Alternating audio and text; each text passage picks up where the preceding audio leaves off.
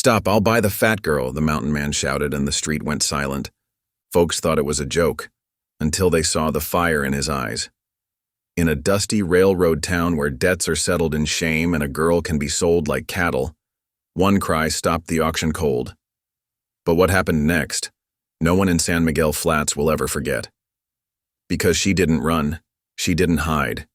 She did the unthinkable, right there on the courthouse steps, turning her father's last possession into a weapon no gun could match.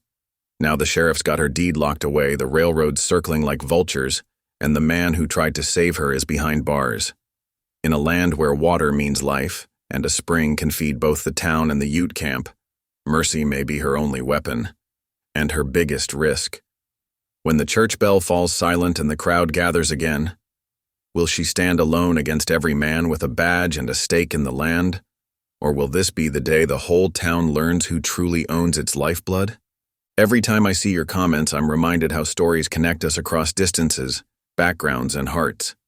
If values like respect, courage, and compassion still guide you, then you're part of this story too. The sun blazed overhead, casting harsh shadows across San Miguel Flats. Dust swirled in the air, thick enough to choke on. The town square buzzed with an uneasy energy as folks gathered for the spectacle about to unfold. Sheriff Murdoch stood atop a rickety wagon, his weathered face set in grim lines. He cleared his throat and announced, "By order of the Territorial Court, the debts of the late Ezra Putnam must be settled. We'll do so by auctioning his daughter Callie Mae." A ripple of whispers ran through the crowd.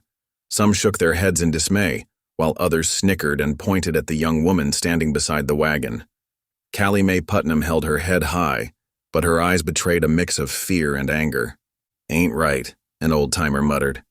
"Selling a girl like she's cattle." "Look at the size of her," another voice jeered. "Might as well be auctioning off a prized heifer." Cruel laughter followed, making Callie's cheeks burn with shame. She clenched her fists, fighting back tears that threatened to spill. Off to the side, Hollis Deems watched with barely concealed glee.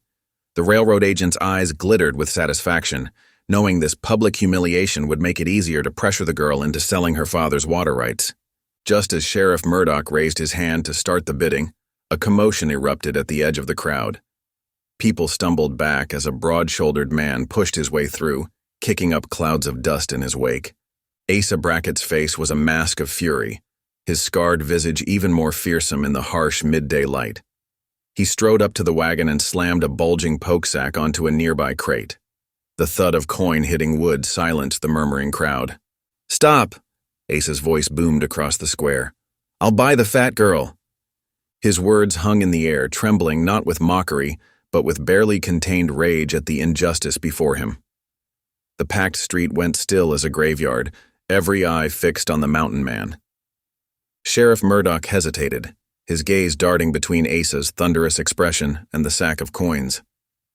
Hollis Deems sidled up to the lawman, whispering urgently, "Any coin is good coin, Sheriff. Take the bid and be done with it." Asa's eyes narrowed at the exchange. He planted his feet firmly and declared, "I'm buying her freedom, you understand? And then I'm turning her loose, free as a wild mustang." A collective gasp rippled through the onlookers. Callie Mae's eyes widened in disbelief, hope warring with suspicion on her face. From the crowd, a tall, lean figure emerged. Preacher Ephraim Boone's calm voice cut through the tension. "Let's handle this proper-like," he said. "I'll fetch the statute book from the courthouse. We'll settle this according to the law." Sheriff Murdoch nodded, relief evident in his posture. "All right, preacher. You do that." As Boone hurried off, Asa turned to Callie. His voice softened, though it still carried enough for those nearby to hear. "Miss Putnam, I know you don't know me from Adam, but I aim to help, if you'll let me." Callie studied him for a long moment, then gave a small nod. "I reckon I don't have much choice, Mr. Brackett, but thank you." Asa offered his arm, and together they stepped down from the wagon. The crowd parted like water around a stone, some averting their eyes in shame, others watching with curiosity. As they moved away, Hollis Deems's face darkened. He caught the eye of two rough-looking men loitering near the saloon and gave a subtle nod. The pair detached themselves from the wall, falling into step some distance behind Asa and Callie. Preacher Boone reappeared, a heavy book tucked under his arm. "This way," he said, gesturing toward the courthouse. "We'll get this sorted out proper." The small group made their way up the street, the creak of wagon wheels behind them, a reminder of how close Callie had come to a very different fate. As they reached the courthouse steps, Callie paused. She took a deep breath, lifted her chin, and followed Asa and Boone into the cooler, shadowed hall. Inside, the air felt thick with dust and tension. Shafts of sunlight streamed through grimy windows, illuminating motes that danced in the air. Preacher Boone led them to a scarred wooden table, its surface etched with years of use. "Now then," Boone said, laying the statute book on the table with a thump. "Let's see what the law has to say about this situation." As the preacher began leafing through pages, Asa turned to Callie. His voice was low, meant only for her ears. "I meant what I said out there, Miss Putnam. You're free to go wherever you please once this is settled."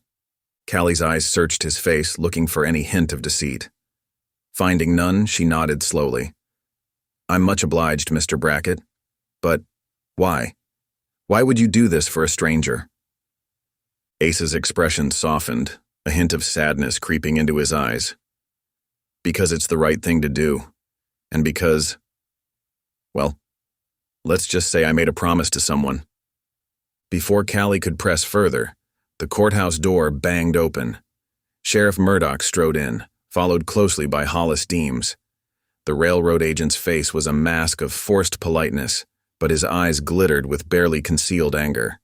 "Now see here," Deems began, his voice oily smooth. "This is highly irregular. The girl's debts must be settled according to—" Preacher Boone cut him off, tapping a finger on an open page of the statute book. "According to territorial law, Mr. Deems, a person of legal age may settle their own debts or those of their kin through voluntary indenture or sale of property. However," he continued, raising his voice as Deems tried to interject, "it also states that any such arrangement can be superseded by payment in full of the outstanding debt." The preacher turned to Asa. "Mr. Brackett, are you prepared to settle the full amount owed by the late Mr. Putnam?" Asa nodded firmly. "I am." Sheriff Murdoch shifted uncomfortably. "Well, that seems straightforward enough. If the debt's paid, there's no need for any auction." Hollis Deems's face flushed with anger. "This is absurd. The girl has no means to repay this charity. What's to stop her from running up more debts?" Callie stepped forward, her voice steady despite the trembling of her hands. "Mr. Deems, I may not have much, but I know the value of hard work. I'll repay Mr. Brackett's kindness, even if it takes years." Asa placed a reassuring hand on her shoulder. "There's no rush, Miss Putnam, and no interest neither. You can work it off at your own pace." Preacher Boone nodded approvingly. "That seems a fair arrangement. Now, let's get this transaction recorded properly." He pulled out a ledger from a nearby shelf and began writing. As the preacher's pen scratched across the paper, Callie turned to Asa. Her voice was barely above a whisper.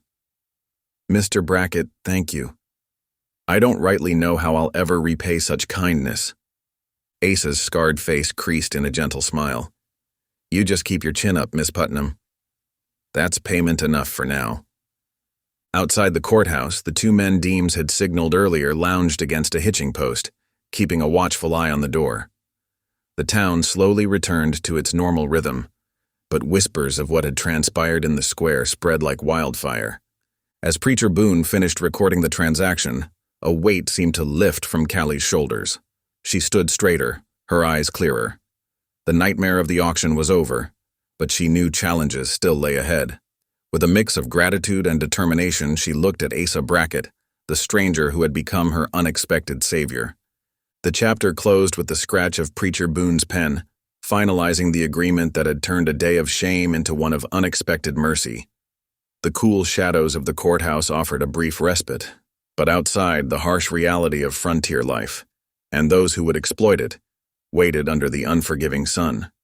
Inside the cool shadows of the courthouse, Preacher Boone's lean fingers traced the lines of the territorial code. His brow furrowed in concentration as he found the relevant passage. Clearing his throat, he read aloud, "No sale of persons shall be conducted without a judge's writ." The words hung in the air, heavy with implication. Sheriff Murdoch shifted uneasily, his weathered face creased with worry.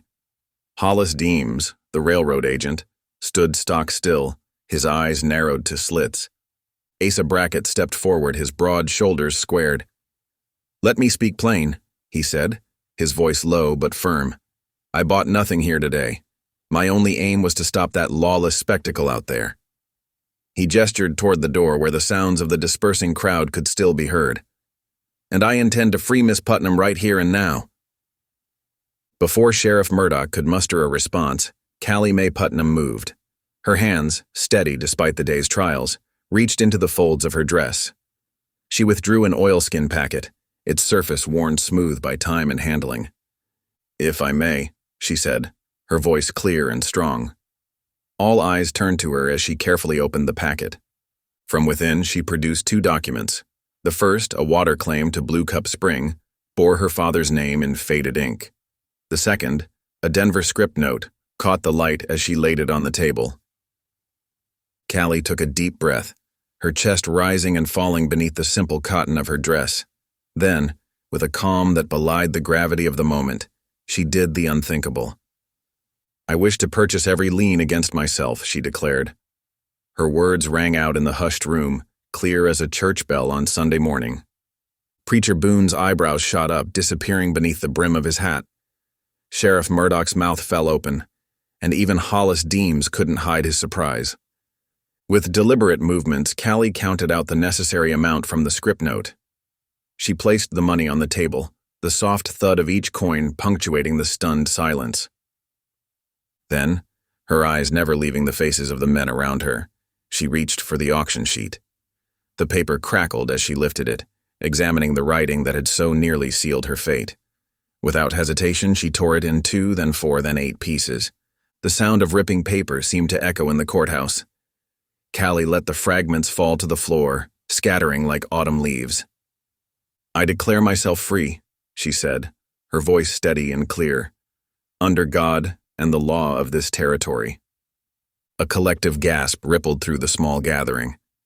Asa's scarred face broke into a grin of fierce pride, while Preacher Boone nodded solemnly, approval shining in his eyes. But Callie wasn't finished. She turned to face the group fully, her chin lifted high. "And I have one more declaration to make," she said. "In honor of my father's last wish, I hereby pledge the water of Blue Cup Spring every Sunday to the widows' orphans in the Ute camp nearby." The silence that followed was profound. It was broken by Hollis Deems, whose face twisted into a smile as sharp and cold as cut tin. "How charitable," he drawled, his voice dripping with sarcasm. "But I'm afraid your little performance is all for naught, Miss Putnam.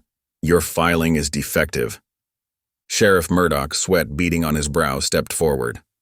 "I'm going to have to take that deed for review," he said, his hand already reaching for the water claim. Asa tensed, a low growl rumbling in his chest. But before he could move, Callie's hand was on his sleeve, her touch light but insistent. "Patience, Mr. Brackett," she murmured, her eyes never leaving the sheriff's face. "Let them have their review. The truth will out." Reluctantly, Asa subsided. Sheriff Murdoch snatched up the deed, his movements quick and jerky, as if he feared someone might try to stop him. Preacher Boone cleared his throat. "Well," he said, his voice cutting through the tension, "I believe we've concluded our business here. Unless there's anything else?" No one spoke. Callie gathered up what remained of her father's papers, tucking them carefully back into the oilskin packet. "Then let's step outside," Boone continued. "I reckon we could all use some fresh air." They filed out of the courthouse and onto Main Street. The sun had begun its westward tilt, casting long shadows across the dusty road. The town had largely returned to its normal rhythm, though curious glances were cast their way as they emerged. Hollis Deems brushed past them without a word, his face set in hard lines. As he strode away, two rough-looking men detached themselves from the shade of a nearby building. They drifted casually toward the livery, but their eyes never left Callie and Asa. Callie noticed them, a flicker of concern crossing her face, but before she could speak, a new voice called out, "Miss Putnam! Callie May!" They turned to see Mrs. Alma Riggs hurrying toward them. The boarding-house keeper was a stout woman with kind eyes and work-worn hands. She came to a stop before Callie, slightly out of breath. "Land's sakes, child," Mrs. Riggs said, her voice full of motherly concern. "What a day you've had. You come along with me now. I've got a hot plate waiting and a room with a good strong lock on the door." Callie's eyes widened at the unexpected kindness. She glanced at Asa, who nodded encouragingly. "That's right generous of you, Mrs. Riggs," Callie said, her voice thick with emotion. "I'd be much obliged." Mrs. Riggs clucked her tongue. "Think nothing of it, dear. It's the least I can do." She turned to Asa and Preacher Boone. "You gentlemen are welcome to join us for supper if you've a mind to." Asa shook his head. "Thank you kindly, ma'am, but I've got some business to attend to." His eyes flicked toward the livery where Deems's men had disappeared. "Preacher, might I have a word with you?" As Boone nodded, Mrs. Riggs gently took Callie's arm. "Come along then, dear, let's get you settled." Callie allowed herself to be led away, but not before casting one last look over her shoulder. Her eyes met Asa's, and in that moment, a wealth of unspoken words passed between them. Gratitude, respect, and something deeper that neither could yet name. As Mrs. Riggs and Callie disappeared down the street, Asa turned to Preacher Boone. The sun dipped lower, painting the sky in shades of orange and pink. The day's drama had passed, but both men knew that this was far from over. The chapter ended with the lengthening shadows on Main Street, the murmur of townsfolk discussing the day's events, and the quiet determination in Callie Mae Putnam's steps as she walked toward an uncertain future, her head held high. As the late Saturday afternoon sun cast long shadows across San Miguel Flats, Mrs. Alma Riggs bustled about her boarding-house kitchen. The aroma of hearty beef stew and freshly baked bread filled the air, a comforting balm after the day's tumultuous events. With gentle hands, she set a steaming plate before Callie Mae Putnam, who sat at the worn wooden table, her eyes distant with thought. "There you are, dear," Mrs. Riggs said softly, her motherly tone wrapping around Callie like a warm blanket. "Eat up now. You're safe here in the upstairs room. No one'll bother you under my roof." Callie looked up, gratitude shining in her eyes. "Thank you, Mrs. Riggs. I don't rightly know how to repay your kindness." Mrs. Riggs waved off the thanks with a flour-dusted hand. "Nonsense, child. It's what neighbors do." Outside, on the wide porch that wrapped around the boarding house, Asa Brackett leaned against the railing. His weathered hat was in his hands, fingers tracing the brim as his keen eyes scanned the quiet street.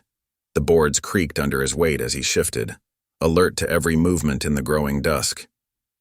The screen door whispered open and Callie stepped out, wiping her mouth with a napkin. Asa straightened, nodding to her. "Mr. Brackett," Callie said, her voice low, "you don't have to stand watch all night. Surely you need rest?" Asa's scarred face softened slightly. "Don't you fret about me, Miss Putnam. I've spent many a night under open sky. This porch is downright luxurious by comparison." Before Callie could respond, the sound of boots on the wooden steps drew their attention. Preacher Ephraim Boone appeared, a steaming pot of coffee in one hand and a cluster of tin cups in the other. "Evening, folks," he greeted them, setting his burden down on the porch railing. "Thought you might appreciate some fortification." As Boone poured the rich, dark liquid into the cups, his face grew serious. "I've got some news," he said quietly. "Word is, Deems is pressing Sheriff Murdoch hard to hold your deed, Callie. For safekeeping, he claims." Callie's hands tightened around her cup. "But it's mine by right, my father's claim." "I know, child," Boone interrupted gently. "But Deems has influence, and Murdoch, well, he's not the man he once was."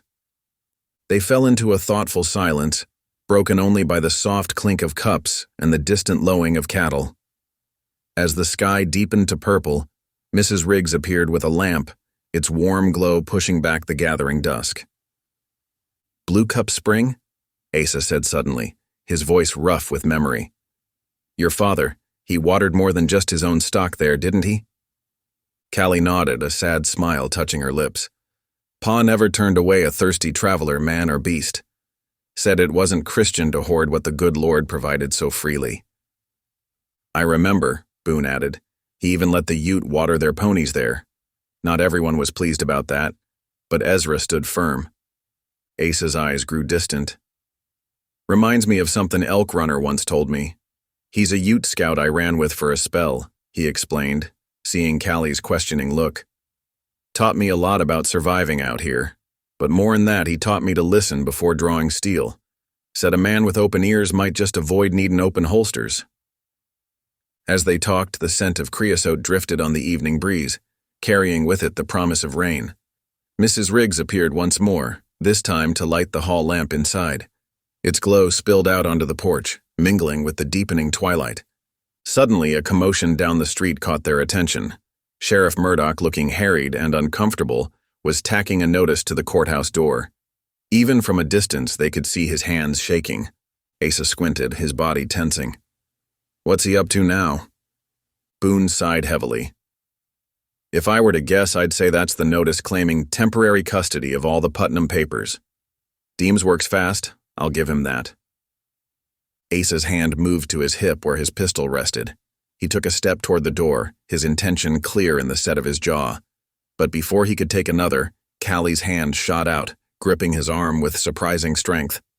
"No," she said firmly, her eyes locked on his. "No gunplay. Not on my account, Mr. Brackett. We'll not give them cause to paint us as troublemakers." For a moment, Asa looked as if he might argue. Then, slowly, he nodded, relaxing his stance. "You're right, Miss Putnam. Your pa raised you wise." Preacher Boone cleared his throat, drawing their attention. "Folks, I've been thinking. What if we were to hold Sunday worship at daybreak? Right there at Blue Cup Spring?" Callie's brow furrowed. "At the spring? But why?" "To show good faith," Boone explained, warming to his idea. "We'll invite everyone, townsfolk, travelers, even the Ute if they've a mind to come. And we'll bring a big pot of stew to share after the service." Asa nodded slowly, understanding dawning in his eyes. "Make it public.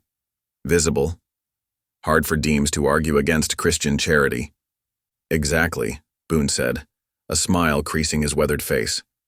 "And it'll remind folks of how your father used that spring, for the good of all." Callie stood silent for a moment, considering. Then she straightened, determination shining in her eyes. "We'll do it. I'll make Pa's famous trail stew. He always said good food could soften the hardest heart." As the hour grew late, the wind picked up, carrying the scent of distant rain. Mrs. Riggs appeared one last time, keys jangling in her hand. "Time to lock up, dears. Best get some rest. Sounds like you've got a big day ahead." Callie nodded, suddenly feeling the weight of the day's events. She turned to Asa and Preacher Boone. "Thank you both. I don't know what I'd have done without your help today." Asa tipped his hat, a gesture of respect. "Get some sleep, Miss Putnam. We'll stand watch." As Callie disappeared inside with Mrs. Riggs, Asa settled into a chair outside her door, his rifle leaned carefully against the wall within easy reach. Boone took up position on the porch, his Bible open on his lap. Down the street, church bells began to toll, marking the hour for evening prayer. The sound drifted on the night air, a reminder of faith and community in the face of adversity.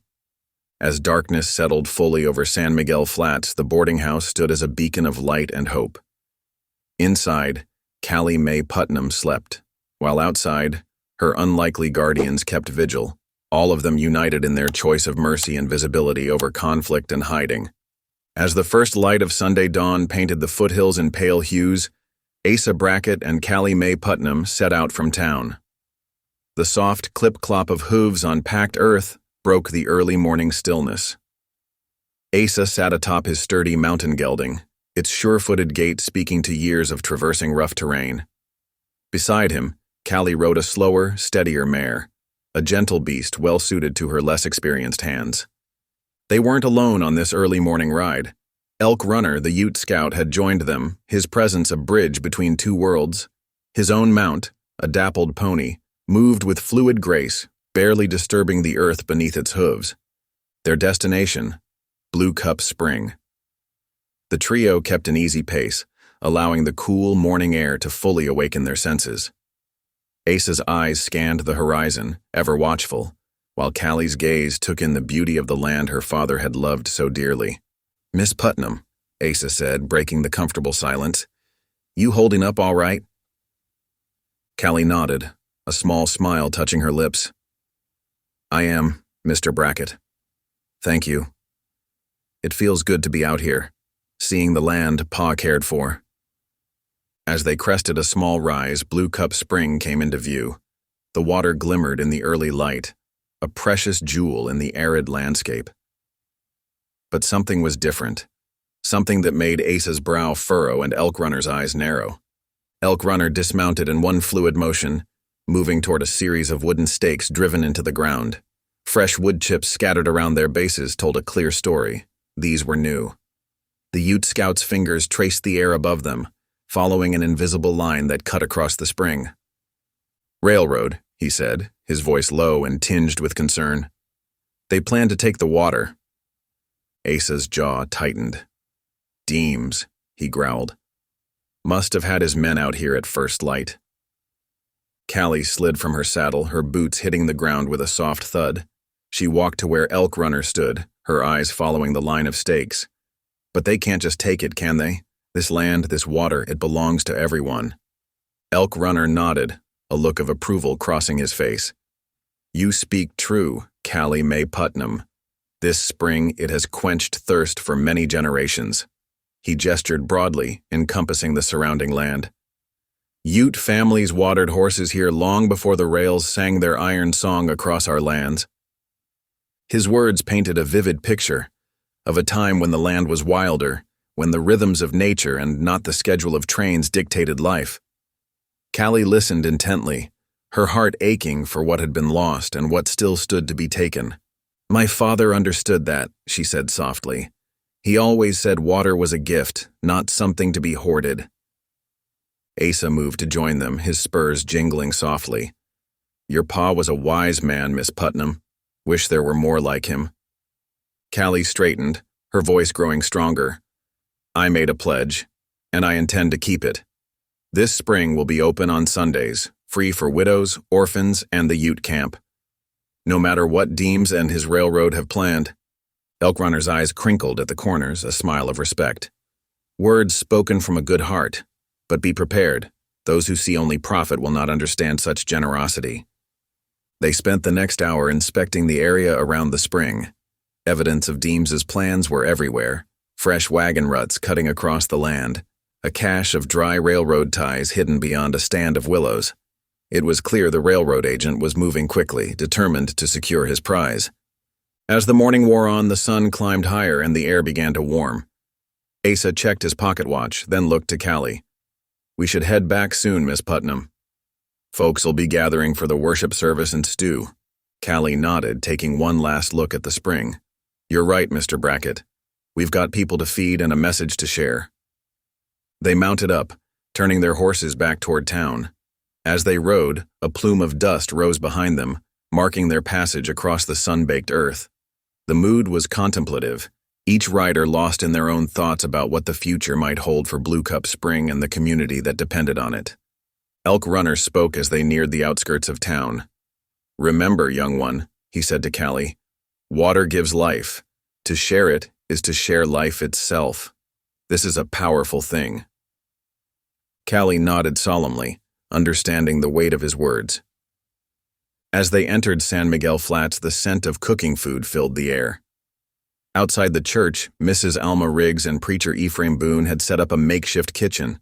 Large kettles bubbled over open fires, promising a hearty meal for all who would come.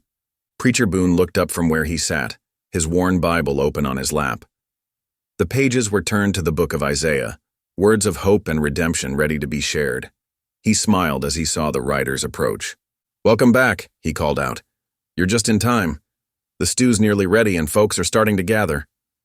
Callie dismounted, her eyes taking in the scene before her. People were indeed beginning to arrive, townsfolk, travelers, and even a small group from the Ute camp.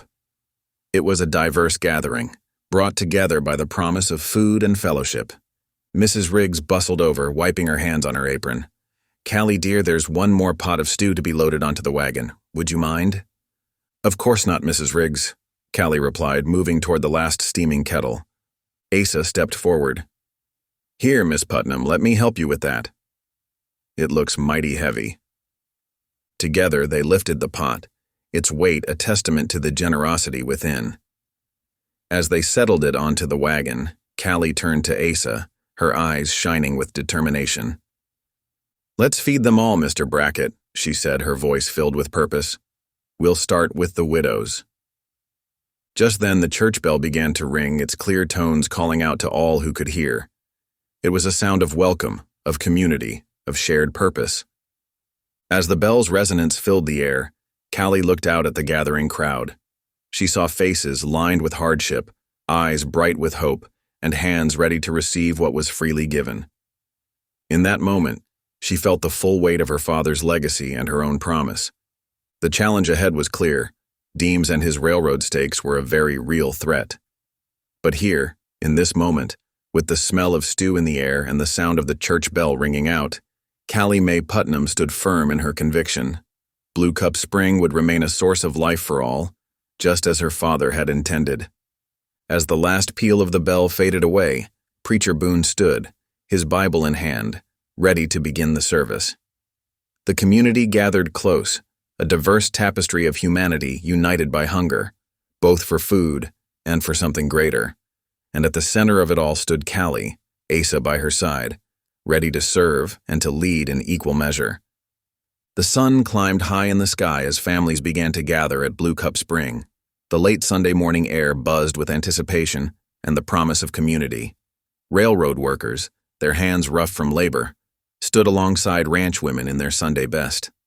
A circle of Ute elders, led by the dignified figure of Elk Runner, added their quiet presence to the growing crowd.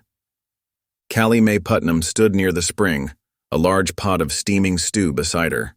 Her eyes swept over the diverse group, a smile touching her lips, as she saw the barriers between people begin to soften in the face of shared need and offered kindness.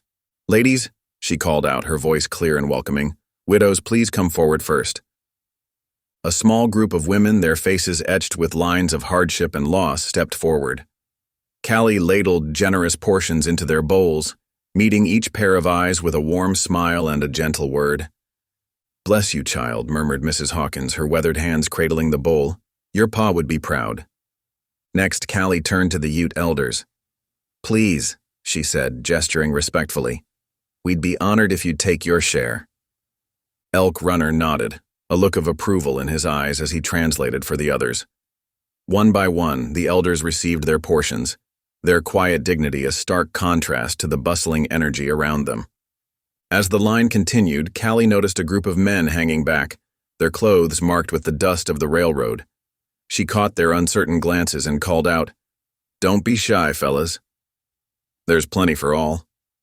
Hesitantly, they joined the line, accepting bowls with mumbled thanks and surprise at being included.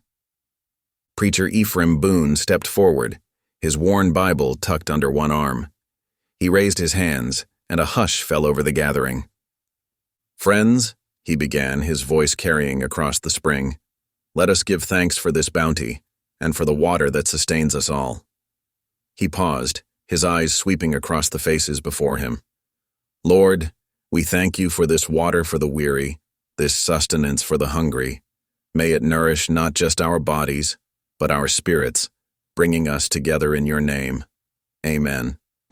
A chorus of amens rippled through the crowd, and conversation began to flow as freely as the spring water. Near the edge of the gathering, a few of Hollis Deem's hired men stood, their postures tense but their expressions uncertain. They watched as children laughed, splashing their hands in the cold trickle of the spring, their joy infectious in the warm afternoon. A lantern hung from a nearby willow limb, its gentle light barely visible in the bright day, but a promise of illumination for the hours to come. The scene was one of unexpected peace, a moment of respite in a time of growing tension. As the afternoon wore on, the stew pot emptied and filled again. Callie worked tirelessly, ensuring that every outstretched bowl was filled, every hungry mouth fed. Asa Brackett moved through the crowd, his quiet presence a reassuring constant as he helped where needed, whether it was carrying water or steadying an elder's arm. The sun had begun its slow descent when the sound of hoofbeats drew attention. Hollis Deems rode up, his horse coming to a stop at the edge of the gathering. His eyes scanned the scene, a smirk playing at the corners of his mouth. "Well, well," he called out, loud enough for all to hear. "Quite the gathering you've got here, Miss Putnam. Enjoy it while you can. Soon enough, Sundays will be company days. Progress waits for no one, not even your little Charity." Callie straightened, wiping her hands on her apron as she faced Deems. Her voice was clear and steady as she replied, "Mr. Deems, covenants matter more than surveys. This spring has served this community for generations, and it will continue to do so. Your progress doesn't have to come at the cost of our shared humanity." A murmur of approval rippled through the crowd. Deems' smirk faltered for a moment before he wheeled his horse around and rode off without another word. As the sun dipped lower in the sky, the crowd began to thin. Families drifted back towards town, their steps slow and their spirits lifted. The air was filled with calls of thanks and promises to return next Sunday. Asa lingered as the last of the visitors departed. He moved to the spring, setting a clean trough stone in place with careful hands. His movements were methodical as he checked the spring box, ensuring everything was in order. Callie watched him work, a wave of gratitude washing over her. "Thank you, Mr. Brackett," she said softly, "for everything." Asa looked up, a small smile crossing his weathered face. "Just doing what needs doing, Miss Putnam. Your pa taught me the value of tending to the things that matter." As the sun slid towards the horizon, painting the sky in brilliant oranges and pinks, Callie turned to Elk Runner. The Ute Scout had remained throughout the day, a quiet but constant presence. "Thank you for being here," Callie said, her voice filled with sincerity. "Your presence means more than I can say. I promise there'll be more stew next Sabbath, and every Sabbath after that, as long as this spring flows." Elk Runner nodded, his eyes warm with approval. "You honor your father's memory and your own word, Callie Mae Putnam. Such things are not forgotten among my people." As the last light faded from the sky, Callie, Asa, and Elk Runner began the ride back to town. They moved at an easy walk, the rhythmic sound of hoofbeats accompanied by the first chirps of evening crickets. The streets of San Miguel Flats were quiet as they arrived, most folks having retired for the night. Mrs. Alma Riggs stood on her porch, a lamp in hand, waiting for Callie's return. "There you are, child," she called out softly. "I've got a warm bed waiting for you. You must be exhausted." Callie dismounted, her movement slow with fatigue, but her eyes bright with the day's accomplishments. "Thank you, Mrs. Riggs. I am tired, but it's a good kind of tired." After ensuring Callie was safely inside, Asa took up his post on the porch. He settled into a chair, his rifle leaning against the wall beside him. As the night deepened, he watched the stars prick the sky one by one, their eternal dance a counterpoint to the day's events. Inside, Callie sank into the soft bed, her body aching but her heart full. As sleep claimed her, she carried with her the images of the day, faces softened by kindness, hands reaching out in fellowship, the sound of laughter mingling with the trickle of spring water. In that moment, despite the challenges that lay ahead, she knew that what they had started today was something precious, something worth fighting for. And so, as Callie slept deeply and Asa kept his quiet vigil, the first day of their new covenant came to an end.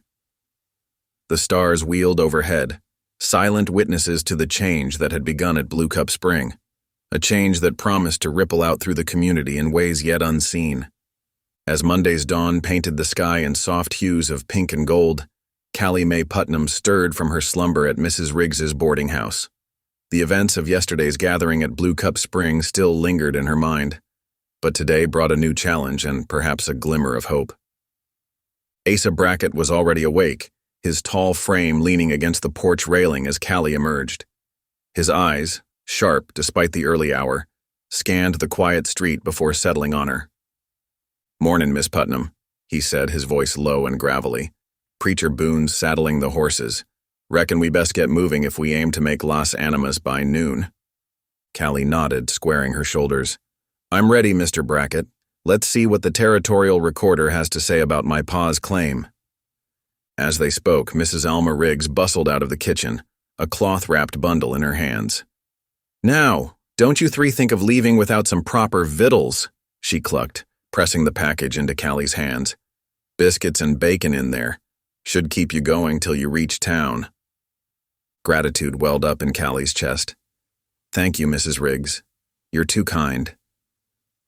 The older woman waved off the thanks with a smile. "Nonsense, child. Now go on and get that claim sorted. Show those railroad men what's what." With Mrs. Riggs's encouragement bolstering their spirits, Callie and Asa made their way to where Preacher Ephraim Boone waited with their mounts. The thin, wiry man of God nodded in greeting, his weathered Bible tucked securely in his saddlebag. "Let's ride," Boone said simply, and with that the trio set off down the dusty road leading out of San Miguel Flats. The morning air was crisp, carrying the scent of sage and distant pines. Their horses moved at a steady pace, eating up the miles as the sun climbed higher in the sky. Callie found herself grateful for the sturdy mare beneath her, a far cry from the rickety wagon that had nearly been her auction block just days ago. About halfway to Las Animas, they came upon a creek, its clear waters gurgling invitingly. Asa reined in his mount, gesturing to the others. "Might be wise to water the horses and take a breather ourselves," he suggested. They dismounted, leading their horses to drink. As the animals quenched their thirst, Mrs. Riggs's biscuits and bacon made a welcome meal. Seated on a sun-warmed rock, Callie listened as Preacher Boone explained their mission. "The Territorial Recorder's office is a curious place," he began, his voice taking on the cadence of a man used to holding a congregation's attention.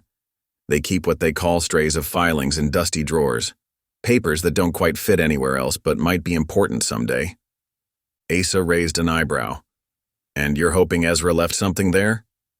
Boone nodded, brushing crumbs from his lap.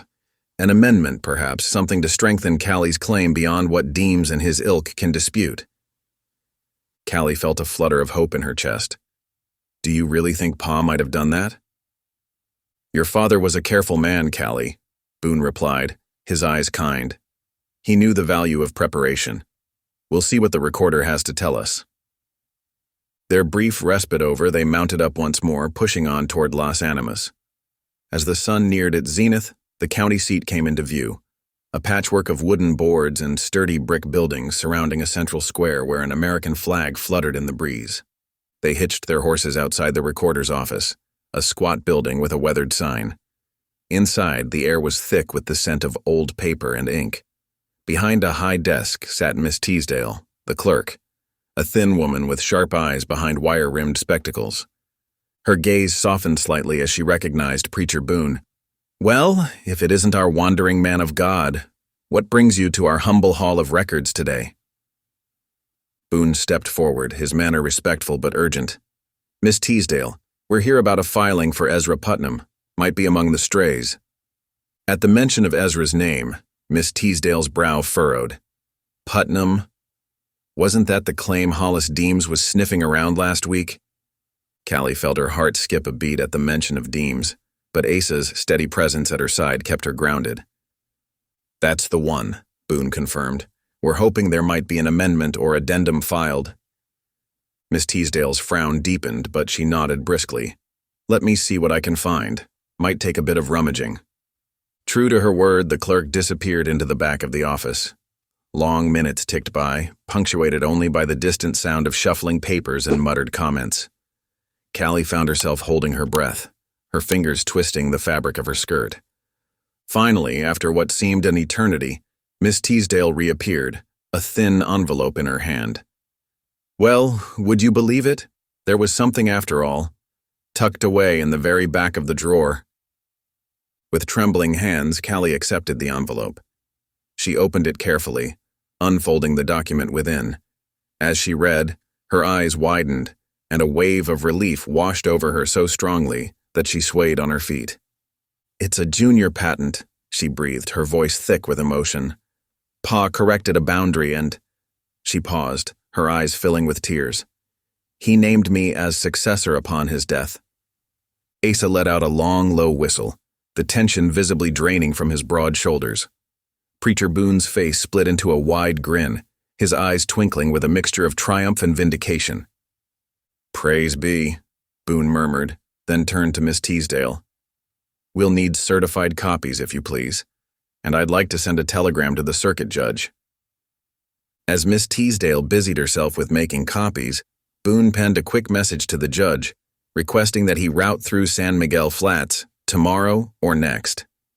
With the copies secured and the telegram sent, the trio felt a new sense of purpose and hope. It was mid-afternoon by the time they set out for home, their horses moving at a steady trot. The sun began its descent as they rode, casting long shadows across the land. Conversation was sparse, each lost in their own thoughts about what this discovery might mean for their fight against Deems and the railroad. Dusk was settling over the land when they found themselves just 2 miles outside of San Miguel Flats. The first stars were beginning to twinkle in the deepening blue of the sky, and a cool breeze carried the scent of evening. As they crested the final hill, the lights of town came into view. Among them, the warm glow of lanterns shone from the windows of Mrs. Riggs's boarding house, a beacon of welcome after their long day's journey. They dismounted in front of the house, the weariness of the ride settling into their bones. Mrs. Riggs appeared on the porch, her face alight with curiosity and concern.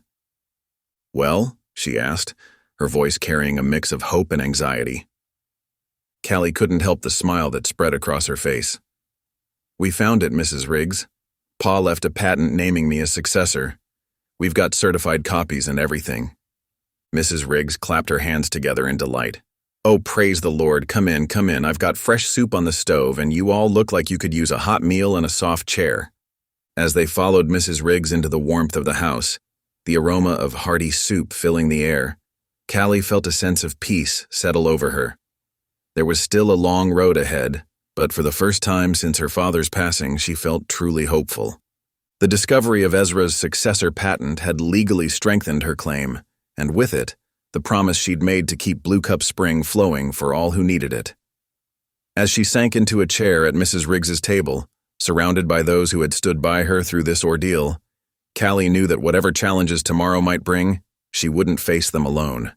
The golden light of evening slanted through Mrs. Riggs's curtains as Callie, Asa, and Preacher Boone gathered around the sturdy oak table. Steam rose from bowls of thick vegetable soup, its savory aroma filling the cozy kitchen. The day's ride had left them weary but buoyed by their discovery at the recorder's office. Preacher Boone's weathered satchel rested nearby, Miss Teasdale's carefully wrapped copies of Ezra Putnam's patent nestled safely inside. As they ate, the conversation flowed easily, punctuated by the clink of spoons against china.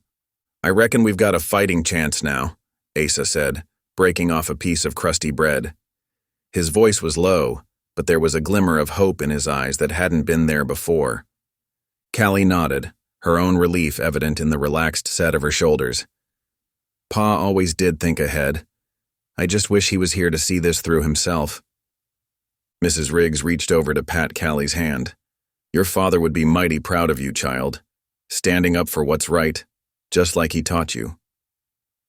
As the last of the soup was mopped up with bread, Preacher Boone pushed back from the table. "We'd best get these papers locked up safe and sound. Can't be too careful with Deems and his lot sniffing around." The trio made their way to the small white church that stood at the end of Main Street. The setting sun cast long shadows across the dusty road, and a cool breeze rustled the leaves of the cottonwood trees that lined the path. Inside the church, the air was still and hushed. Boone strode purposefully to the pulpit, his footsteps echoing in the empty sanctuary. Kneeling down, he pulled aside a loose floorboard to reveal a small iron box. "This here's been keeping the church ledgers safe for years," Boone explained, as he carefully placed the wrapped copies inside.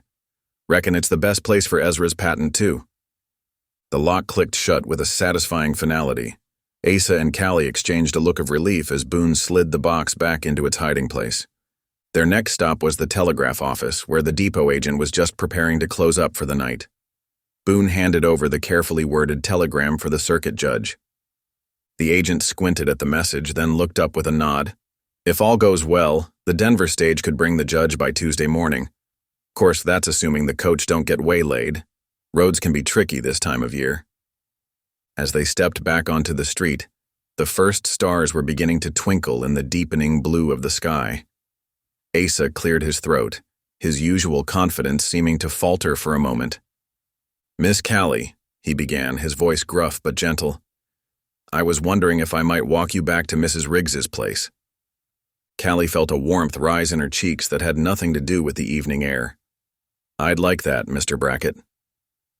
They bid goodnight to Preacher Boone, who headed back to the church to finish some paperwork.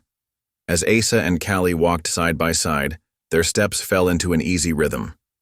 At Mrs. Riggs's porch, Asa's keen eye caught sight of a loose board on one of the steps. Without a word, he knelt down to examine it. "Looks like this could use some fixing," he muttered, more to himself than to Callie. "Here," Callie said, moving to help. "I can steady it while you hammer." As they worked together, their hands occasionally brushing, a comfortable silence settled between them.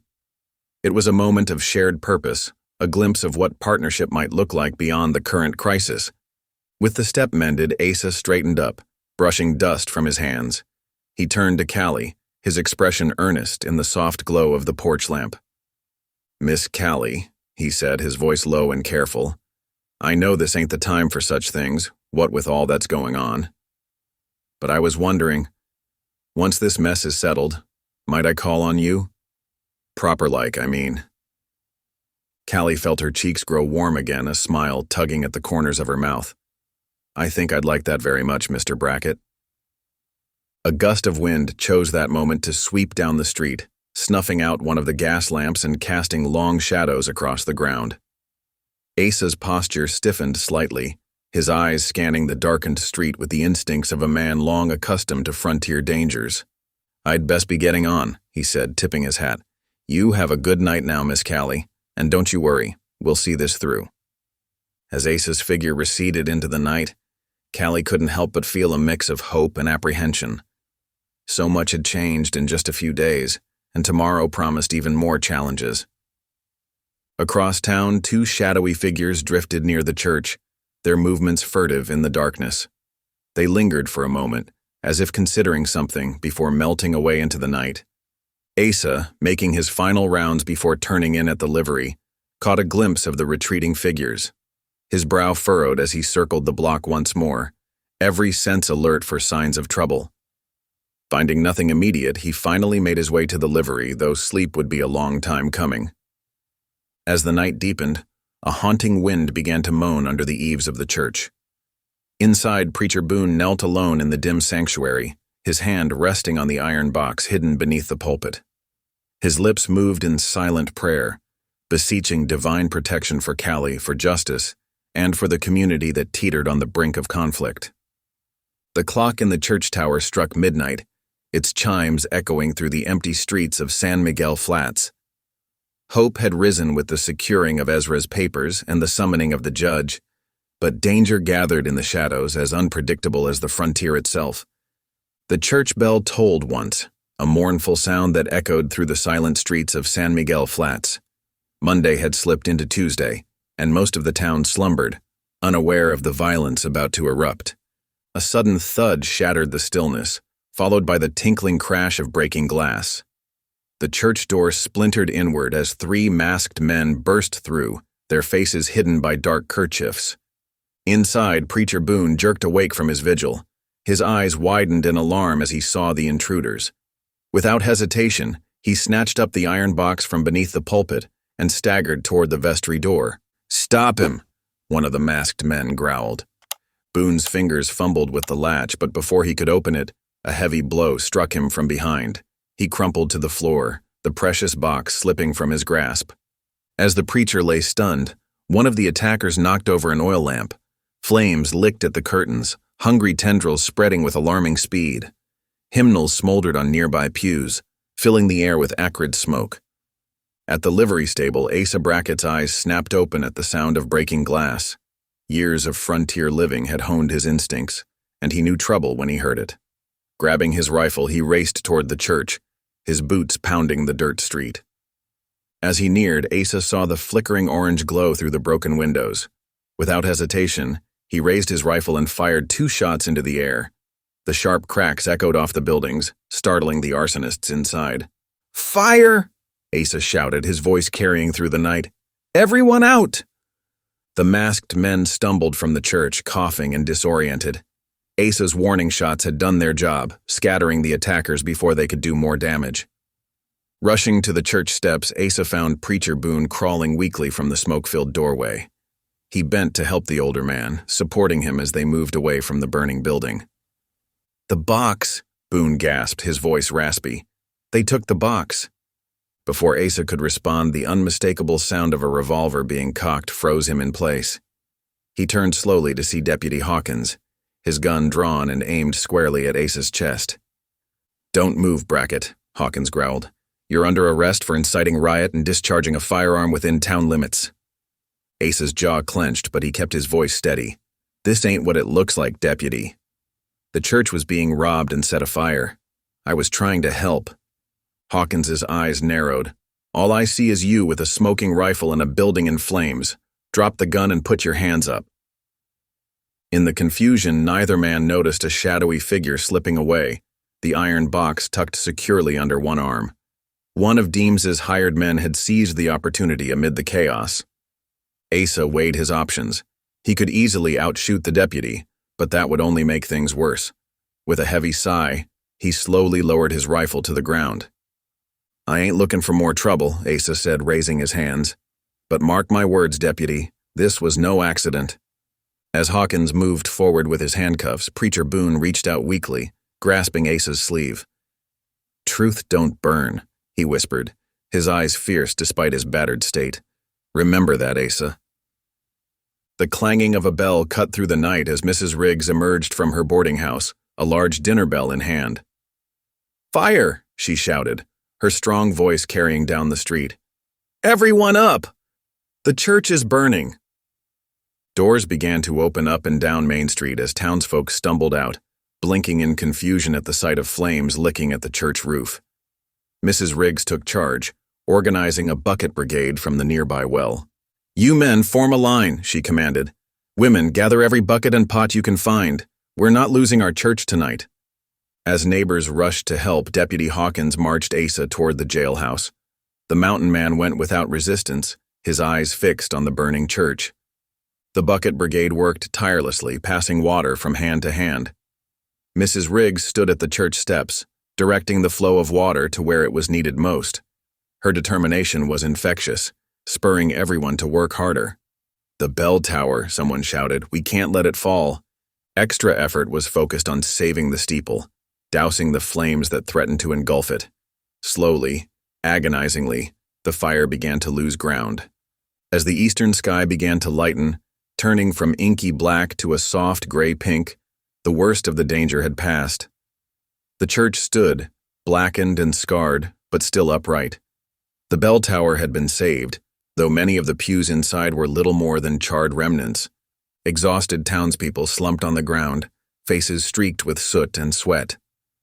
Mrs. Riggs moved among them, offering words of comfort and praise for their efforts. It was into this scene of devastation that Callie Mae Putnam arrived, breathless from her run from Mrs. Riggs's boarding house. Her eyes widened in horror as she took in the damaged church, the gathered crowd, and the absence of both Preacher Boone and Asa. "What happened?" she demanded, grabbing Mrs. Riggs's arm. "Where's Mr. Brackett? And the preacher?" Mrs. Riggs's face was grim as she pointed toward the jailhouse.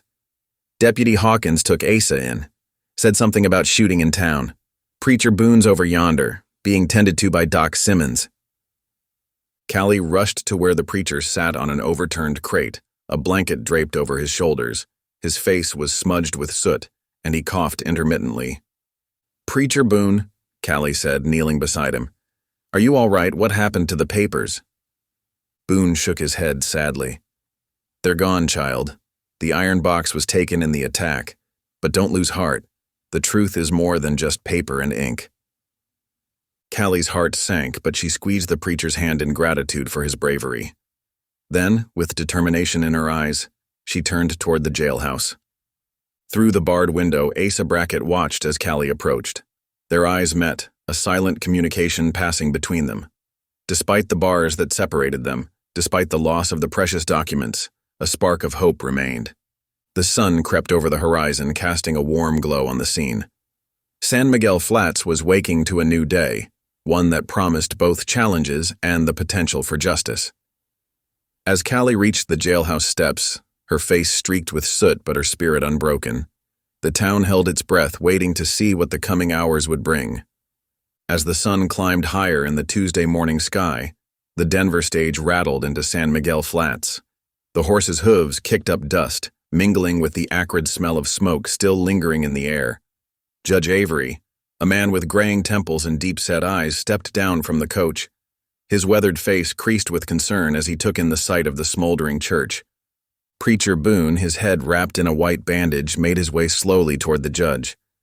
Despite his injuries, the preacher's eyes held a determined glint. "Judge Avery," Boone greeted, his voice rough from smoke inhalation. "I'm afraid you've arrived to quite a situation." The judge nodded gravely. "So I see, preacher. What in heaven's name happened here?" Boone gestured for the judge to follow him to a quiet spot away from curious onlookers. In hushed tones, he recounted the night's attack, the breaking glass, the masked men, and the stolen iron box containing crucial documents. Meanwhile, across town, Hollis Deems strode purposefully toward Blue Cup Spring. In his hand, he clutched a stack of official-looking papers. With a smirk, he tacked a notice to a nearby tree. "Railroad use effective immediately." Deems repeated the process at the courthouse, his actions drawing curious and concerned glances from passers-by. As word spread, a crowd began to gather on Main Street. Voices rose in heated debate. "They can't just take the spring," one woman protested. "It's progress," a rail worker argued back. "You can't stop the tracks from coming through." Tempers flared as neighbors faced off, their arguments growing more heated by the minute. Back at Mrs. Riggs's boarding house, Callie Mae Putnam sat beside Preacher Boone's bed. With gentle hands, she wrung out a damp cloth and carefully washed the ash from his thinning hair. "You should rest, preacher," Callie said softly. "You've been through so much." Boone's eyes flickered open and he reached for Callie's hand. "There's something you need to see, child," he whispered. From inside his coat, Boone withdrew a singed piece of paper. The edges were blackened, but the writing in the center remained clear. Callie's eyes widened as she recognized her father's handwriting. It was Ezra's Sunday water covenant. "I tucked it away just before the attack," Boone explained. "Carry it with you, Callie. It may be all we have left to prove your claim." Callie's fingers trembled as she took the precious document. "Thank you, preacher," she said, her voice thick with emotion. "I won't let you down, or my father." As Callie tended to Boone, word spread through town that Asa Brackett sat behind bars, accused of inciting the previous night's violence. The news sent a ripple of disbelief through those who knew the quiet mountain man. Callie's mind raced as she considered their options: the stolen documents, Asa's imprisonment, and Deems's bold move to claim the spring. It all seemed overwhelming. But as she looked down at the covenant in her hands, a sense of calm determination washed over her. "We can't fight this with more violence," Callie said, more to herself than to Boone. "We need to show them the truth. All of us, together." With renewed purpose, Callie stood. "We'll gather at the courthouse at noon," she declared. "No weapons, no threats, just the truth and our faith in justice."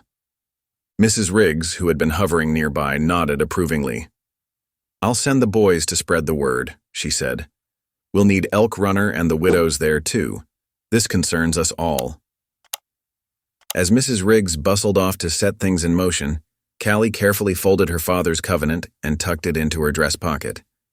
She squeezed Preacher Boone's hand once more before heading out to prepare for the impromptu gathering. The news of Callie's plan spread quickly through San Miguel Flats. Townsfolk whispered in doorways and across fences, debating whether to attend. Some feared reprisal from Deems and his men, while others saw it as their last chance to preserve the community's way of life. At the telegraph office, Judge Avery listened intently as the agent relayed messages about the brewing conflict. The judge's brow furrowed as he considered the complex situation before him. If they can present evidence and sworn statements, Avery mused aloud, I suppose I could hold an impromptu hearing. These matters are best settled quickly and fairly. The agent nodded eagerly. I'll send word right away, Your Honor. Folks around here need to know there's still law in these parts. As the morning wore on, tension built in the air like an approaching storm. Callie walked purposefully down Main Street, her head held high despite the curious and sometimes hostile glances thrown her way. She could feel the weight of her father's papers in her hands, a tangible reminder of what was at stake. Mrs. Riggs's errand boys darted through town, their young voices carrying messages of the noon gathering. They found Elk Runner at the edge of the Ute camp, his weathered face grave as he listened to their breathless explanation. Tell Callie I will come, Elk Runner said solemnly, and I will bring others who remember the old agreements. The boys nodded and raced off to find the widows, their bare feet kicking up dust as they ran. As the appointed hour drew near, people began to drift toward the courthouse.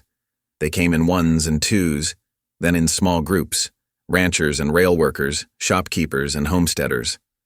The widows arrived together, their faces set with determination. Elk Runner and a handful of Ute elders joined the growing crowd, standing slightly apart but very much present. The clock over the mercantile ticked steadily toward 12. Each chime seemed to echo through the tense silence that had fallen over the gathered townsfolk. Callie stood at the base of the courthouse steps, her father's papers clutched tightly in both hands. She took a deep breath, drawing strength from the document that represented not just her claim, but the shared history and values of the entire community.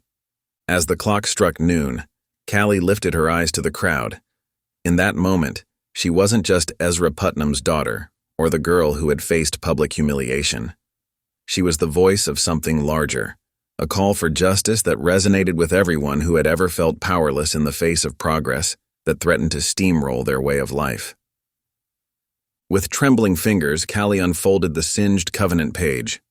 Her voice, clear and strong, carried across the hushed gathering. We're here today to seek true justice, she began, not through violence or threats, but through the truth of our shared history and the strength of our community. As Callie's words rang out, the diverse crowd listened intently. The future of San Miguel Flats hung in the balance, and every person present knew that what happened in the next few hours could change their lives forever. The courthouse steps groaned under the weight of San Miguel Flats' future. High noon's harsh light beat down on the gathered crowd, rail hands with calloused palms, Ute elders in weathered buckskins, widows clutching children's hands, and weather-beaten ranchers stood shoulder to shoulder. At the center of it all, Judge Avery's stern gaze swept over the assembly, while Sheriff Murdoch, his face ashen, shifted uneasily at the edge of the crowd. Callie Mae Putnam stood tall, her broad frame steady despite the tension thrumming through the air. With deliberate steps, she approached the lowest stair.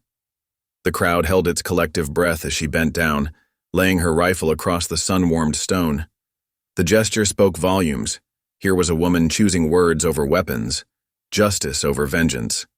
Straightening up, Callie's voice rang out clear and strong, carrying to even the farthest edges of the gathering. Folks of San Miguel Flats, she began, her words measured and firm. I stand before you today not just as Ezra Putnam's daughter, but as a member of this community, a community built on hard work, shared resources, and neighborly kindness. From her dress pocket, Callie withdrew a sheaf of papers. The crowd leaned in, straining to see. I hold here my father's successor patent, she declared, holding up the first document for all to see. It names me, Callie Mae Putnam, as rightful heir to Blue Cup Spring upon his passing. Murmurs rippled through the crowd. Callie pressed on, her voice steady. I also have certified copies from the Territorial Recorder's office. She displayed the papers, their dry seal catching the sunlight. Miss Teasdale herself provided these, unbroken and true. A hush fell over the courthouse steps as Callie carefully unfolded a final document. Its edges were singed, testament to the recent arson attempt. "And this," she said, her voice softening with reverence, "is my father's covenant. It promises Sunday water to the widows, orphans, and our Ute neighbors, a promise I intend to keep." Eyes turned to the Ute elders, who nodded solemnly. Elk Runner's weathered face showed a glimmer of hope. Callie then turned to face Sheriff Murdoch directly. The man seemed to shrink under her gaze, but there was no anger in her eyes, only a steady resolve.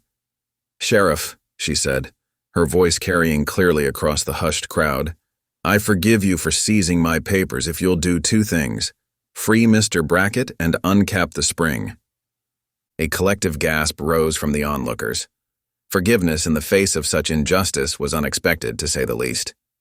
Several voices murmured, "Amen," the sound rippling through the crowd like a gentle wave. The effect on Sheriff Murdoch was immediate and profound. His face crumpled, the mask of authority giving way to raw emotion. He began, his voice cracking. He swallowed hard, then continued, "My grandson, he took ill last winter. Fever burned him something fierce. And you." He looked at Callie, eyes brimming with unshed tears. "You brought him broth, tended to him when no one else would come near." The admission hung in the air, heavy with shame and gratitude. Murdoch's shoulders sagged as if a great weight had settled upon them. "I've carried that shame," he whispered, though in the silence, everyone heard. "Knowing what I owed, and still I did Deem's bidding." Before anyone could respond, the crowd parted. Hollis Deems strode forward, his face twisted in a sneer. "One scrap of paper won't stand against progress," he spat. "The railroad's coming, whether you like it or not. Your little water-sharing fantasy ends today." Judge Avery's voice cracked like a whip. "That's enough," he barked. "I'll have order here. All parties will hold their tongues until I've reviewed the evidence and heard sworn statements. Is that clear?" Deems glowered but stepped back. The judge's stern gaze swept over the crowd once more. "We'll get to the bottom of this, mark my words, but we'll do it proper, under the law." All eyes turned back to Sheriff Murdoch. He stood frozen, one hand on his belt, inches from the ring of keys that could free Asa Brackett. Indecision warred across his face. Duty to the law he'd sworn to uphold, battling against the shame of recent misdeeds and the unexpected mercy offered by Callie. Slowly, with trembling fingers, Murdoch unhooked the key ring. He stared at it for a long moment, then lifted his gaze to meet Callie's steady eyes. A single tear traced its way down his weathered cheek.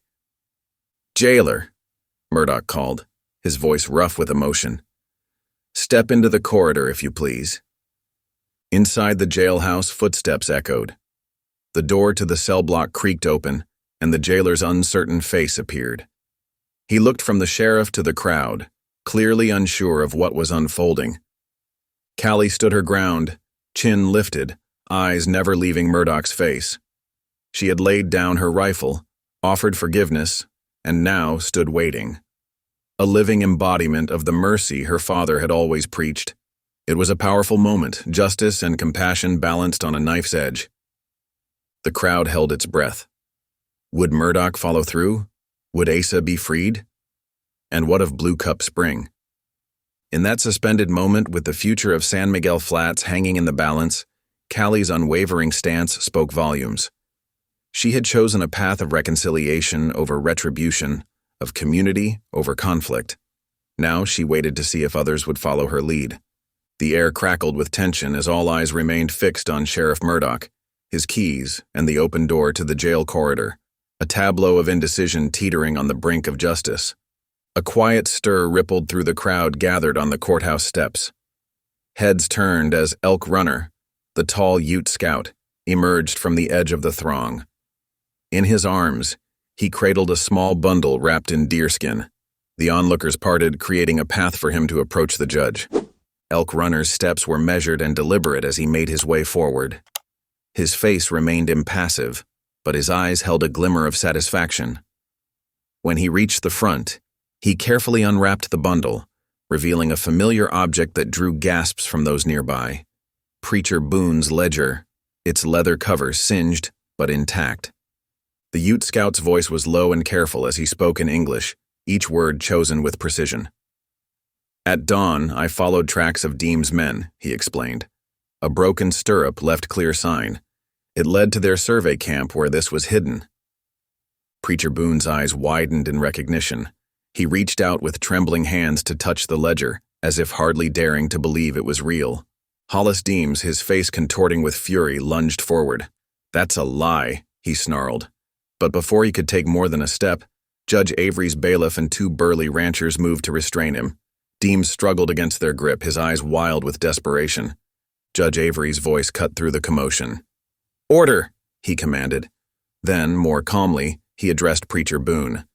"Sir, if you would be so kind as to open that ledger and read the relevant entries." Boone nodded, wincing slightly as he moved. The effects of the recent attack were still visible in the careful way he held himself. With reverent hands, he opened the ledger, thumbing through its pages until he found what he sought. "Here," he said, his voice rough with emotion. "Ezra Putnam's filing addendum, recorded in my own hand these many months past." He cleared his throat and began to read aloud, his words carrying clearly across the hushed courthouse steps. As Boone read, detailing Ezra's careful provisions for Blue Cup Spring and the Sunday Water Covenant, a change came over the crowd. Skeptical faces softened, and nods of understanding rippled through the assembly. When he finished, Boone reached into his coat pocket and produced a set of papers. "And here," he added, "are certified copies from Miss Teasdale at the recorder's office, confirming these entries." All eyes turned to Sheriff Murdoch. The man stood frozen for a moment, conflict etched across his weathered features. Then, with visible effort, he straightened his shoulders and walked purposefully towards the jail. The crowd held its collective breath as Murdoch's keys jingled in the lock. The door swung open with a creak, and Asa Brackett stepped out, blinking in the bright sunlight. He raised a hand to shield his eyes, his other hand gripping his hat. Deems, still restrained by the bailiff and ranchers, let out a bellow of rage. "This is nothing but a sentimental farce," he shouted, spittle flying from his lips.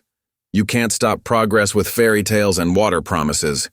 Judge Avery turned to face Deems, his expression calm but stern. "Mr. Deems," he said, his voice carrying easily over the murmurs of the crowd, "theft of official records is a serious crime in this territory." He nodded to his bailiff. "Take him into custody." The bailiff moved swiftly, producing a pair of handcuffs. Deems struggled and cursed as the cuffs were snapped around his wrists, but his protests fell on deaf ears. The crowd watched in stunned silence as the man who had lorded over them for so long was led away in chains. Amidst the commotion, Asa made his way through the parting crowd to join Callie on the courthouse steps. Their eyes met, a wealth of unspoken words passing between them. Without a word, Callie bent down and picked up the rifle she had laid on the stairs earlier. She held it out to Asa, a question in her eyes. Asa took the rifle, his calloused hands brushing against Callie's for a brief moment. He looked at the weapon, then back at Callie. A silent understanding passed between them. With deliberate care, Asa bent down and placed the rifle back on the courthouse step right where Callie had left it. The gesture was not lost on the onlookers. It was a powerful symbol, a shared decision to choose peace over violence, community over conflict. The rifle, lying harmless on the sun-warmed stone, seemed to embody the change sweeping through San Miguel Flats. As Asa straightened up, he and Callie stood side by side, facing the town that had nearly torn itself apart. The air was thick with possibility, with the sense that something fundamental had shifted. Justice had prevailed, not through gunfire or bloodshed, but through the steady persistence of truth and the unexpected power of mercy. The courthouse steps, which had seen so much strife and division, now stood as a symbol of reconciliation. The diverse crowd, ranchers and rail workers, Ute elders and town widows, remained, no longer divided but united in their witness to this remarkable turn of events. In that moment, with Deems led away in chains and Asa standing free beside her, Callie felt the weight of her father's legacy. Ezra Putnam's dream of a community bound by shared water and mutual respect seemed closer than ever to becoming reality. The noonday sun beat down on San Miguel Flats, but for once its harshness seemed tempered. A new day was dawning for the town. one built on the foundations of justice, forgiveness, and the life-giving promise of Blue Cup Spring. The late afternoon sun cast long shadows through the courthouse windows as Judge Avery called the hearing to order. The room, usually spacious, now felt cramped with the crowd that had gathered inside. Dust motes danced in the slanting light, lending an air of solemnity to the proceedings. "We are here," Judge Avery intoned, his voice carrying easily through the hushed chamber, "to hear sworn statements regarding the matter of Blue Cup Spring and the associated water rights." He adjusted his spectacles, peering over them at the assembled townsfolk. "Let us begin with the testimony of those who have long known the spring's use." One by one, widows stepped forward to give their accounts.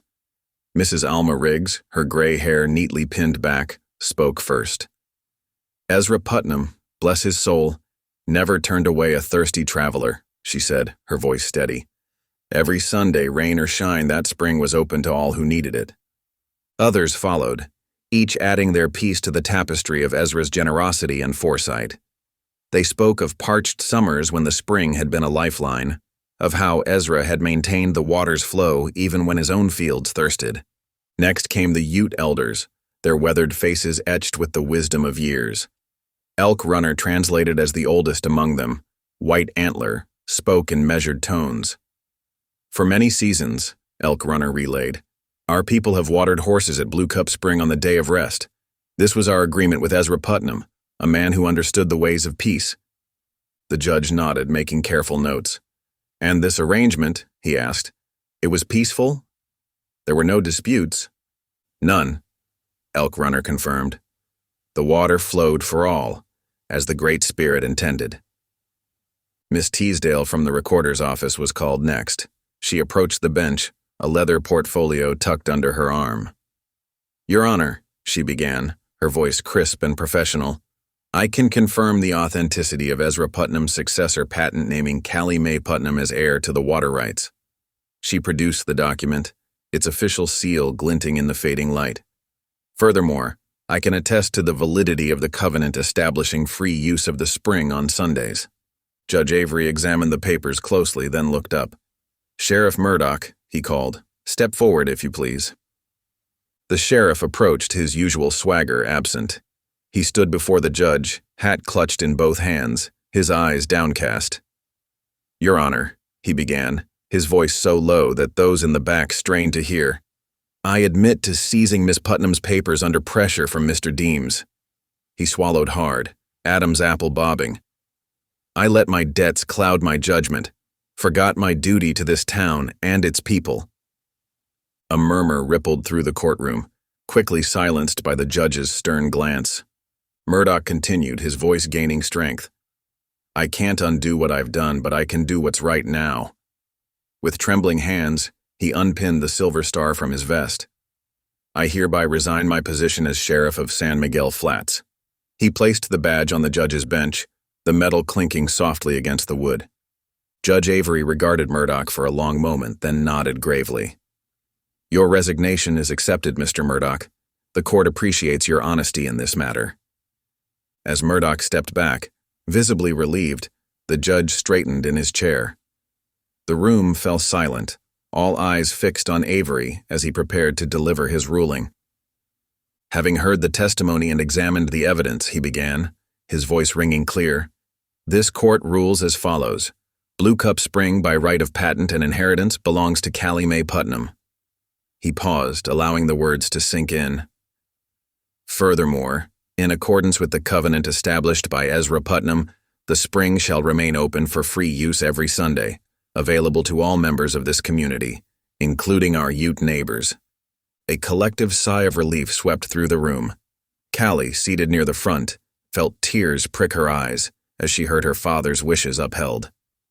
The judge continued, "The railroad may draw water on weekdays, but only through paid access arrangements with Miss Putnam, and under no circumstances shall this interfere with the established Sunday sharing."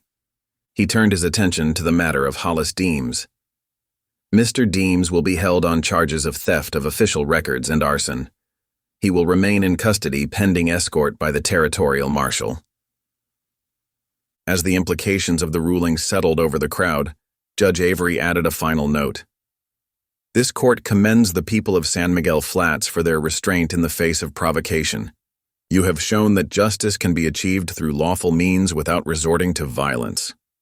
With the hearing concluded, the judge directed his bailiff to oversee the removal of the railroad stakes from the spring draw. Men filed out of the courthouse, eager to undo Deem's presumptuous claim on the land. As the evening sun slanted through the dusty windows, painting the room in hues of gold and amber, Judge Avery approached the telegraph operator who had been present throughout the proceedings. "Mr. Johnson," he said, "I need you to send this ruling to Denver and the land office immediately. It's crucial that this decision is recorded officially as soon as possible." The operator nodded, moving to his equipment. Soon the rhythmic clacking of the telegraph key filled the air, sounding almost like distant rain as it sent the news of justice restored across the wires.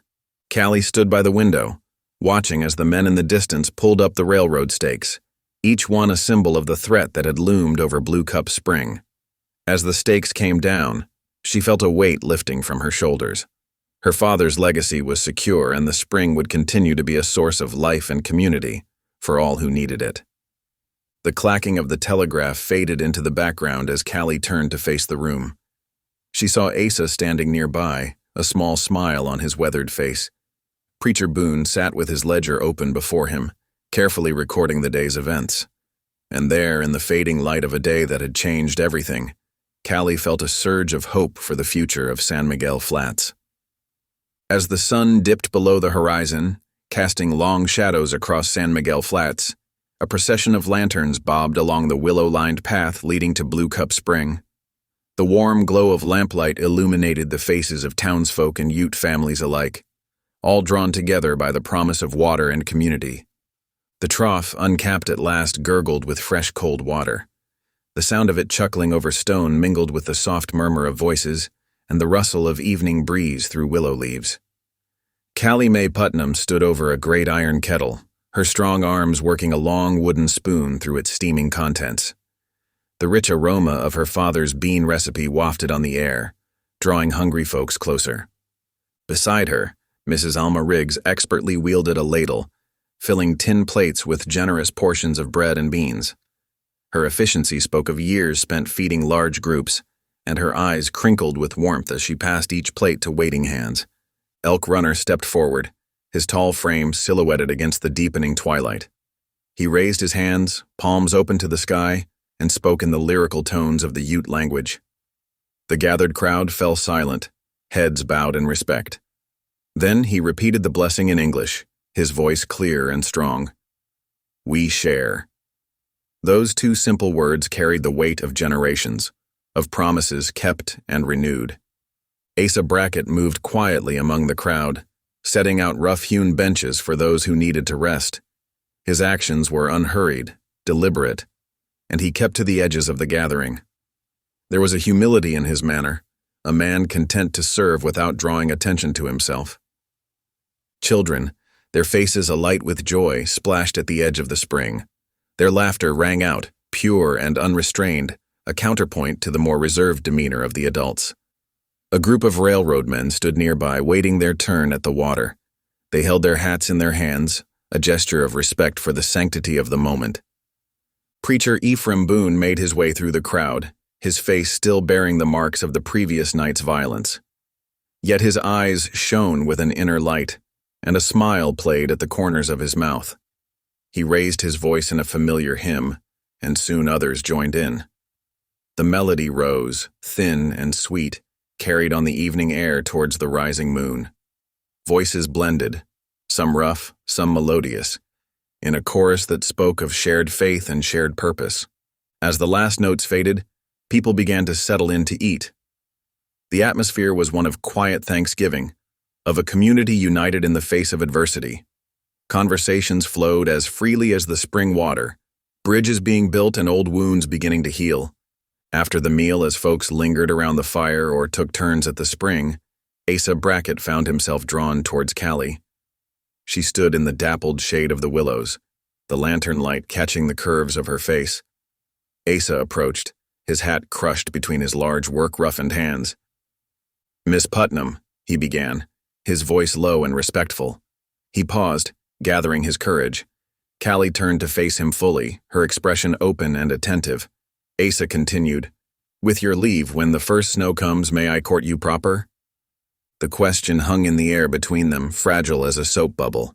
Callie's eyes glistened in the dim light, a smile slowly spreading across her face. She nodded, her voice barely above a whisper as she replied, "I'd be obliged, Mr. Brackett." The moment stretched, filled with unspoken promise. Then, by mutual, unspoken agreement, they turned back towards the fire. They walked side by side, their shoulders occasionally brushing, neither hurrying nor lagging behind. There was a new awareness between them, a seed of something that might, with care and time, grow into something beautiful. As the evening wore on, the stars emerged, bright as nails driven into the vast expanse of the night sky. Blue Cup Spring continued to run, its waters flowing freely for all who came. And back in town, on the courthouse stair, the rifle that Callie had laid down earlier in the day remained untouched. No one had reached for it. No hand had sought its cold comfort. It stood as a silent testament to the power of justice served through law and compassion, rather than violence. The gathering at the spring began to wind down as the hour grew late.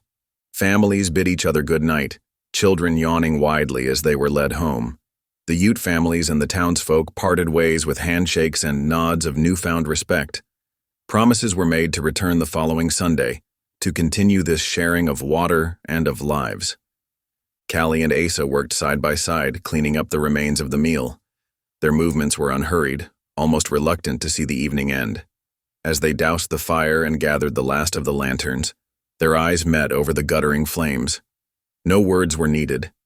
The understanding between them was as clear as the water that flowed from Blue Cup Spring. The first rays of Wednesday morning's sun struggled to pierce through the lingering haze of smoke that hung over San Miguel Flats. The acrid scent of charred wood still clung to the air, a stark reminder of the night's violence. Yet, as the town stirred to life, a different spirit emerged, one of resilience and unity. At the church, a motley crew gathered. Townsfolk, their faces set with determination, formed a long bucket line stretching from the nearby well to the blackened walls of the building. Among them, a group of railroad workers shuffled forward, eyes downcast and manner sheepish. They had come to help, seeking redemption through sweat and labor. Mrs. Riggs, her sleeves rolled up and a kerchief tied over her gray hair, called out instructions. "Mind the windows, folks. We'll need to order new glass, but let's get these frames cleaned up proper." Callie Mae Putnam worked alongside her neighbors, her strong arms easily hefting buckets of soapy water. She paused to wipe her brow, leaving a smudge of ash across her forehead. Her eyes met those of a rail worker who hesitated at the edge of the group. "There's another brush in that pail," Callie said, nodding toward a wooden bucket. "Every hand helps." The man nodded, relief washing over his face as he picked up the brush and joined the efforts. Inside the courthouse, Judge Avery sat at a desk, his brow furrowed in concentration as he drafted an order. The scratch of his pen on paper was the only sound in the room. Finally, he looked up, satisfaction in his eyes. "This should do," he muttered, reviewing the document one last time. It was an order appointing a temporary sheriff to maintain order until a proper election could be held. The judge knew the importance of swift action to fill the void left by Murdoch's resignation. At the telegraph office, Miss Teasdale's fingers flew over the keys, sending the judge's ruling to Denver with practiced efficiency. The staccato clicks of the machine seemed to echo the town's determination to set things right.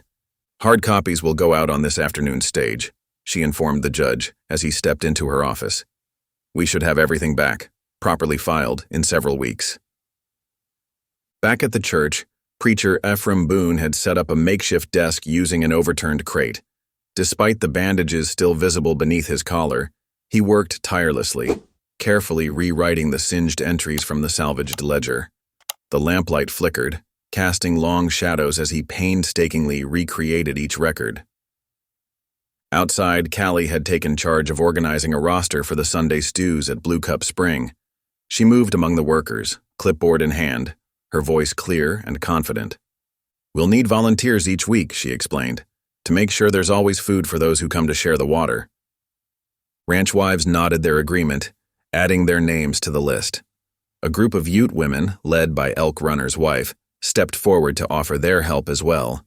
Even 2 of the railroad cooks, their white aprons still smudged with soot from the cleanup, signed up for a turn. As the sun climbed higher, Asa Brackett rode out of town, his horse's hooves kicking up small clouds of dust. He spent the morning checking fence lines, making mental notes of repairs needed. On his way back, he stopped by a stand of willows, cutting fresh shoots to help shore up the bank around Blue Cup Spring. Returning to town in the late afternoon, Asa found the mood had shifted from grim determination to cautious optimism. The church walls, though still bearing scorch marks, stood clean and white once more. A cheer went up as several men using ropes and pulleys carefully rehung the bell in its tower. As dusk began to fall, painting the sky in shades of pink and gold, the rattle of wheels and the jingle of harness announced the arrival of the afternoon stage. From it stepped a man whose bearing and the star on his chest marked him as a territorial marshal. He nodded curtly to Judge Avery, who had come out to meet him.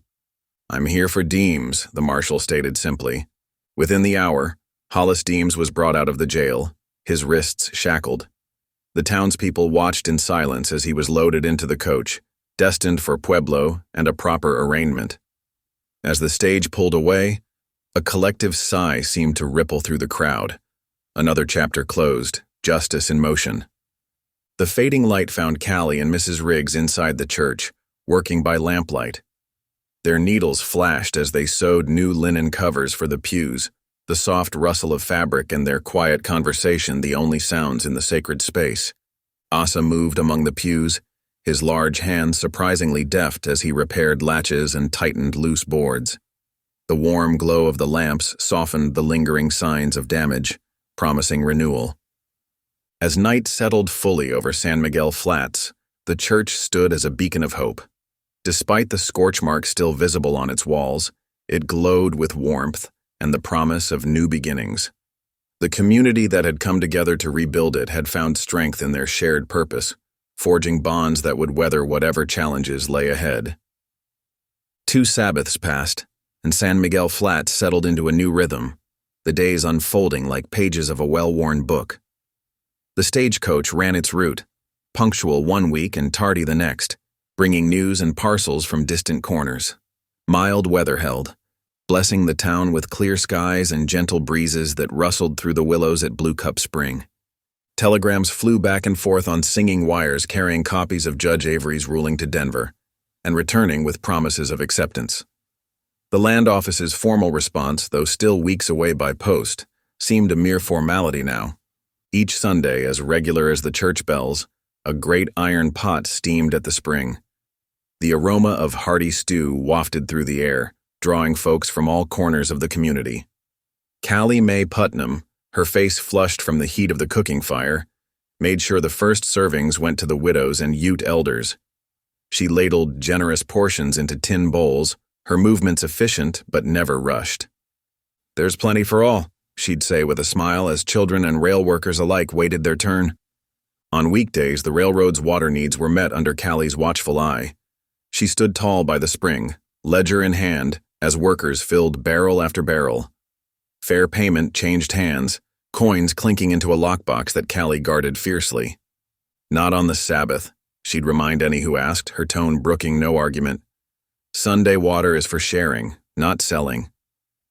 The former Sheriff Murdoch, now just plain Tom to his neighbors, found his own quiet way of making amends. Folks would see him at the schoolyard, hammer in hand, mending fences without a word. And more than once Mrs. Riggs discovered a sack of flour on her back stoop, left in the gray light before dawn. She never mentioned it, but her pies at the Sunday gathering seemed to multiply. At the newly restored church, preacher Ephraim Boone stood in the pulpit, his voice carrying a rasp, a reminder of smoke and valor.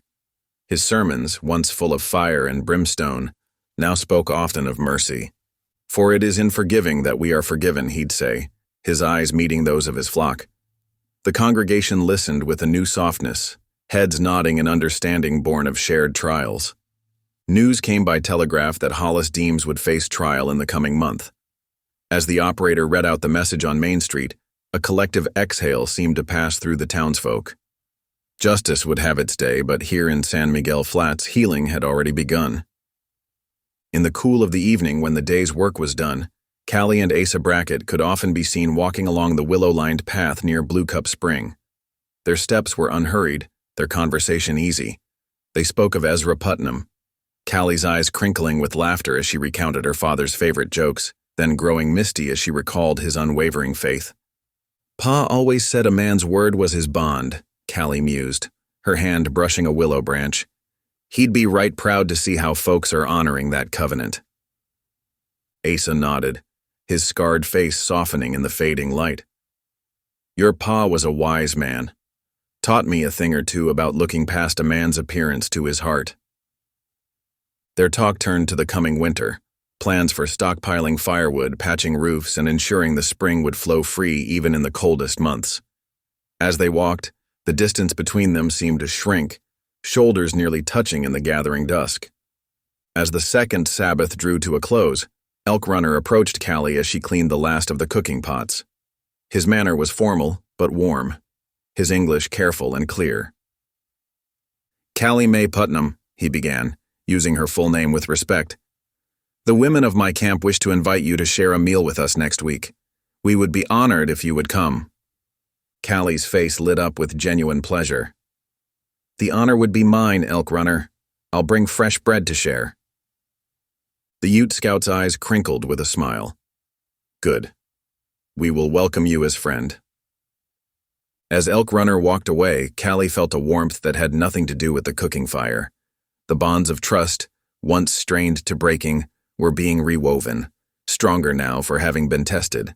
The first snow of the season arrived on a quiet Sunday afternoon, drifting down in thin, gossamer veils.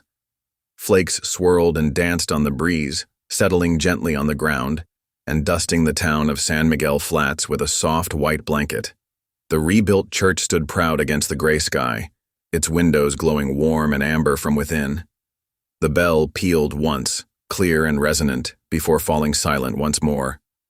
At Blue Cup Spring, the usual Sunday gathering was in full swing, though now with an added touch of winter magic.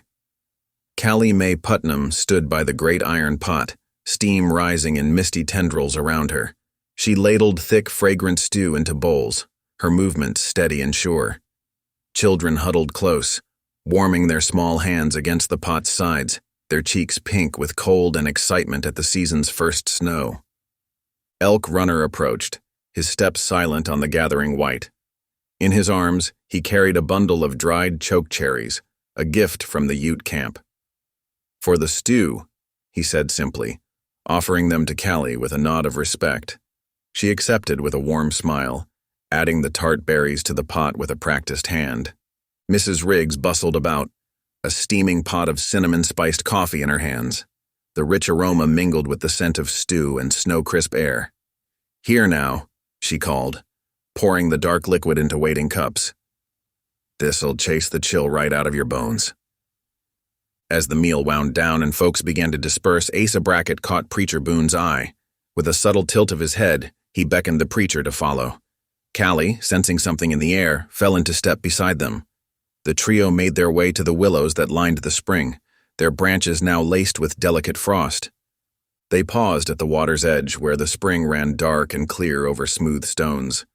Snowflakes melted as they touched the surface, joining the eternal flow. Asa took a deep breath, his scarred face solemn yet filled with quiet joy. Preacher, he said, his voice low and steady, I'd like you to witness a promise if you would. Boone nodded, his eyes bright with understanding. I'd be honored, Asa. Asa turned to Callie, taking her hand in his. His words were simple, spoken from the heart. Callie Mae Putnam, I promise to honor your pledge. I'll keep this Sabbath water free for all who need it. And...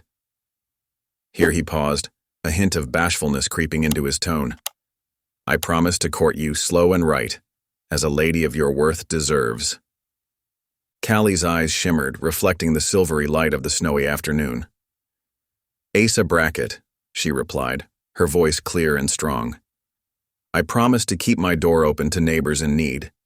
and I vow to listen first and shoot last to choose mercy over vengeance." Preacher Boone looked between them, a smile crinkling the corners of his eyes. "These are good promises," he said softly. "May God bless and keep them."